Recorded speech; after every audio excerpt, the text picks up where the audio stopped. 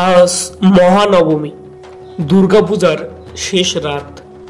চোখের সামনে দাঁড়িয়ে আছেন মা, অথচ মনের ভেতরটা কাঁদছে বিদায়ের ভাবনায়।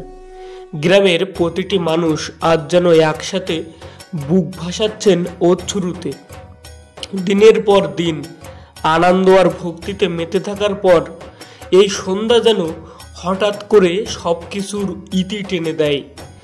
ঢাকের বাজনা আজ আর উল্লাসের নয়, এ যেন এক গভীর কান্না, এক নীরব আরতি।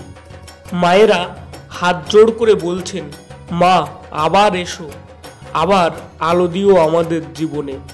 শিশুরা বুঝতে না পারলেও বড়দের চোখের জল বলে দিচ্ছে এ যেন কোনো এক বিদায়ের সূচনা। মহানবমীর এই সন্ধ্যা শুধু পূজা নয়, এ এক অশ্রুসিক্ত প্রতিজ্ঞা। মা আবার আসবেন, আবার মুছিয়ে দেবেন আমাদের চোখের জল।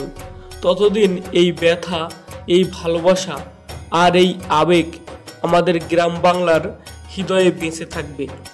তাই তো মহানবমীর সন্ধ্যায় আমি চলে গিয়েছিলাম আমাদের গ্রামের 3টি অপরিচিত পূজা মণ্ডপে। অপরিচিত বলছি এই কারণে, কারণ এই 3টি পূজা মণ্ডপ খুব বেশি পরিচিত নয়। 2টি কাঁঠালবেড়িয়ার উপরে এবং একটি পঞ্চপল্লী স্কুলে। যদি এই ভিডিও দেখতে দেখতে তোমারও চোখ ভিজে ওঠে এই মুহূর্তে, তবে লাইক, কমেন্ট আর সাবস্ক্রাইব করে সঙ্গে থেকো।